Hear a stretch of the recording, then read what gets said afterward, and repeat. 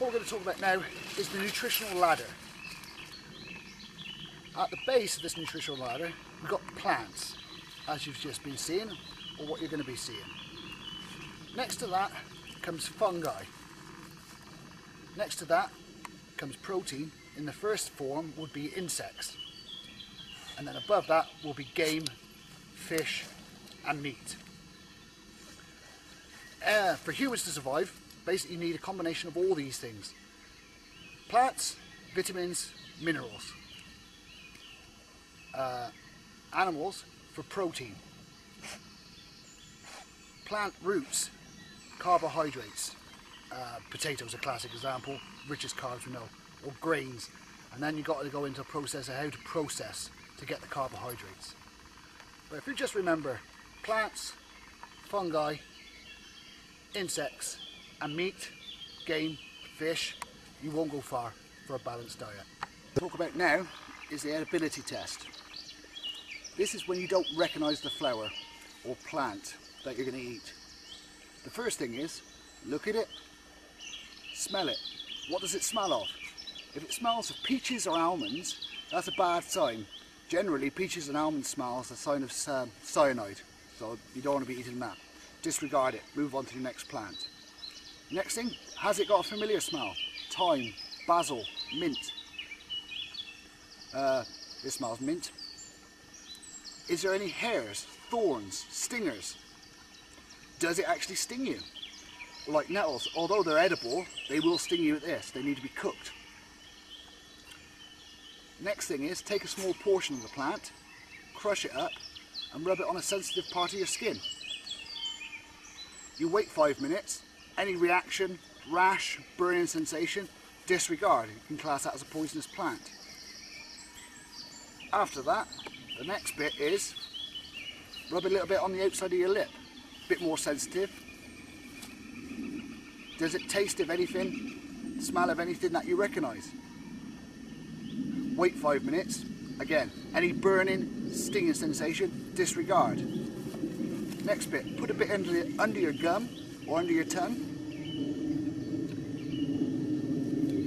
and let your saliva mix with it. Once that's done, it may release some of the chemicals, what doesn't get released by the breaking down of it, and rubbing. Any burning sensation, spit it out, wash your mouth out with plenty of running water. After 5 minutes again, chew it around, give it a good munch. Get your saliva juices and your teeth and your enamel around your teeth and see if it reacts again. After no reaction, disregard that bit, repeat and swallow. But this is the hard bit. You've got to wait 5 hours to see if there's any reaction in your belly with the chemicals. If you do feel sick, nausea, you start getting lots of gas, burps, wind, you feel like you need to go to the loo, disregard that plant. You can cast that as a poisonous plant. If those happen when you feel burpy, sick, nausea, drink plenty of water. If necessary, drink plenty of water, make yourself sick, get rid of the chemicals. After that, if you're still feeling really rough, get some wood ash, mix with water, down it as much as you can, and the wood ash will automatically make you vomit and bring up a lot of stomach content, which will hopefully dispel most of what you've taken in your body.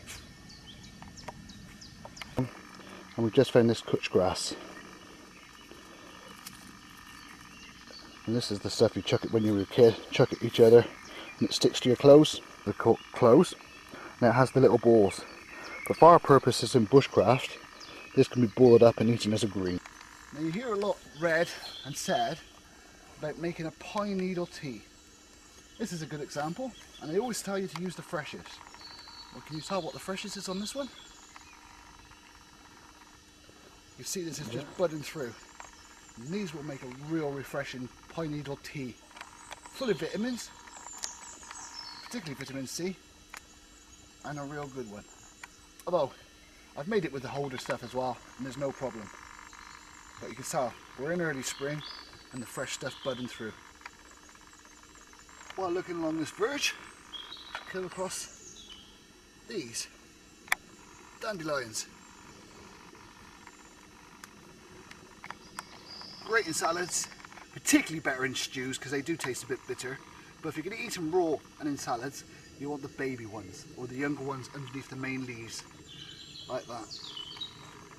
You usually get the yellow crown of it. That's edible. I've never found a use for the stalk, it's a bit bitter for my taste. And the roots can be roasted and eaten like parsnips, or dry roasted and turned into a palatable coffee. It's this little pathland area. We're talking about food today. So, obviously the obligatory stinging nettle. Really good vitamins and really rich in iron.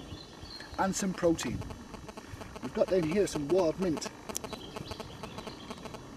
Whenever you pick mint, you can tell it straight away just by crushing the leaves. It smells like mint. And there's, last count I knew of, about literally 56 varieties, maybe more, of wild mint. This one is called silverweed. And on the back you can see why that is. The glistening of silver from the front. And a lot of it.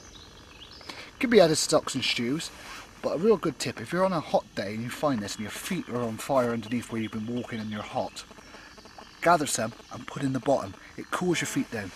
I don't know why and I don't know how, but it does work.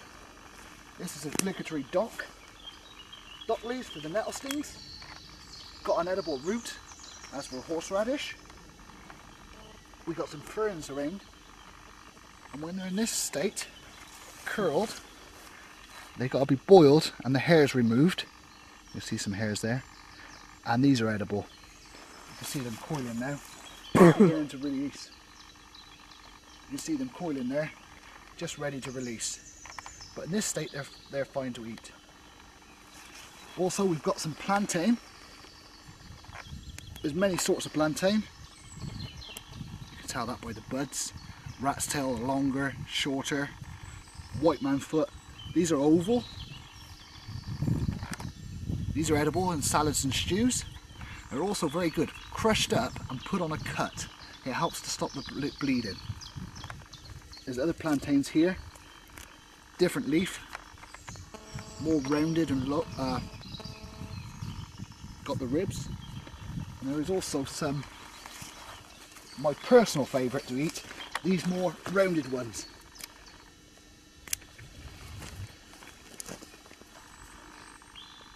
But all plantain family are really good for bloods if you've got a small cut and stuff like that. But all nice at. I'd normally boil them, mush them up, and maybe chuck the water away because it can taste a bit bitter.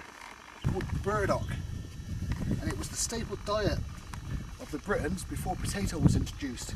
They've got a long root. The one we're after is a second year growth. You can tell a second year's growth by the size of the leaves. They are much bigger, and there's usually an old stem from last year, and that's the roots we're after. So these are this year's. Next year these will be ready for harvesting. Not without their purposes though. The leaves are great for wrapping stuff up in. Let's say you've got your rabbit or squirrel, wrap it up, and it protects the flesh from the heat of the fire. Useful. If you want to be really inventive, get enough together, you've got a little hat, and also shelter building. Real useful plant. Great for wrapping food parcels up in, stop the flies getting on it. Across this burdock in its second year's growth. As you can see, the leaves are so much bigger. So that's an indication of the second year's. We've talked about burdock before, but this is one what's gone over. And you can tell burdock by the spiky balls, and they attach to you. They are barbed, so don't get them on your hands too much. But in winter time, when they haven't got the leaf and flower, this is what you look for to get the second year's growth, to get the maximum of the starch. Obviously in the winter it is a bit more dormant, so you don't get as much as you do in the summer, but it's still a carbohydrate at winter time. Just come across some red clover. These petals can be dried and or as used, but dried better because they're more concentrated, and make a nice tea out in the wilds. Very refreshing on a hot day. And talking of teas, this is rose bay willow herb, one of my favourite plants. You've I've talked about these when it comes to fire lighting. But these young leaves can be turned into a tea as they are, just dropped in. Very refreshing. This is gorse, and it produces a lovely yellow flower. And when eaten, it's very nutty. Some say like coconut, but they grow a lot of flowers. These are all last year's. You can just stand here and eat a lot. Very good in protein. This plant is good King Henry. Very much spinach-like leaves. Wilted down, very tasty. Good one. This plant is called Jack by the Hedge. You can see these little seed pods just beginning to form. They get like little bean pods. Really nice herb to know. Great in soups and stocks. It's got a real big smell of garlic. My particular favourite use for this is to fill the rabbit cavity and let it bake in the oven or in the ground hanging, or whichever way you're cooking it, and it perfumes the flesh with a light garlic taste.